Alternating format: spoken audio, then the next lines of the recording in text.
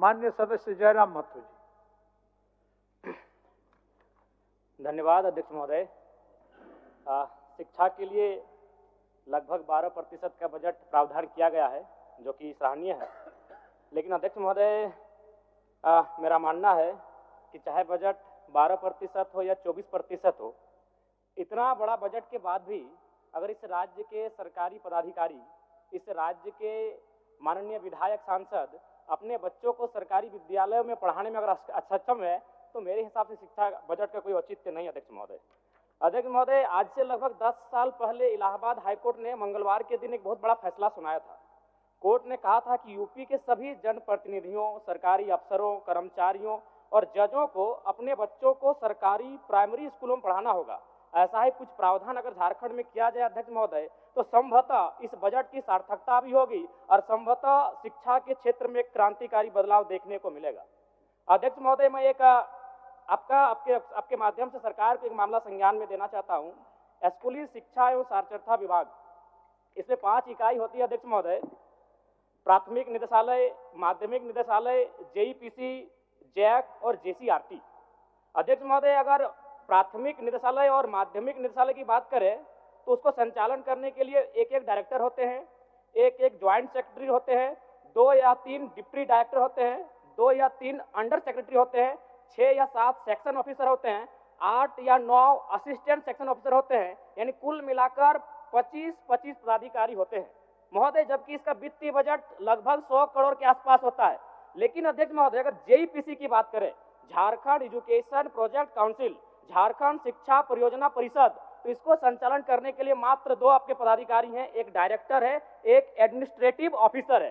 बाकी सब contractual basis पर है महोदय, और सारे के सारे गैर झारखंडी हैं। यहाँ पर फ्रांस और वियतनाम की कहानी याद आती होगी आपको कि किस प्रकार फ्रांस के लोग जानबूझकर वियतनाम के बच्चों को पास आउट होने से रोकते थे ताकि वो आगे जाकर फ्रांस का मुकाबला ना कर पाए अध्यक्ष महोदय। इसलिए इस मामले को संज्ञान में ले, और ये जो कॉन्ट्रेक्चुअल है वहां पर बताइए, 2 विभाग को आपके 50 ऑफिसर संभाल रहे हैं और एक विभाग जहां 2500 करोड़ का वित्तीय बजट होता है 1 साल का। ये बहुत गंभीर मामला है अध्यक्ष महोदय, यहाँ जांच किया जाए। 2500 करोड़ का वित्तीय बजट है, वहां 2 अफसर चला रहे हैं और सारे कॉन्ट्रैक्ट में हैं, और सारे के सारे यूपी, बिहार, राजस्थान, गुजरात, झारखंड का नगण्य लोग हैं।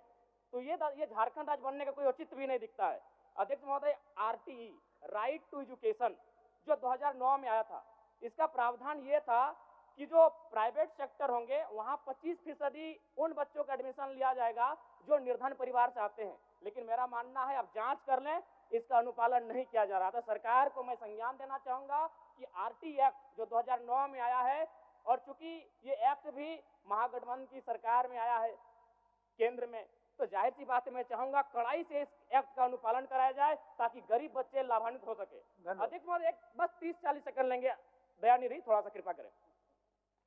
मैं एक ये मामला भी दूंगा। पूर्व की सरकार और वर्तमान की सरकार, जो मेरे आंखों ने देखा, बदला। क्या बदला अध्यक्ष महोदय?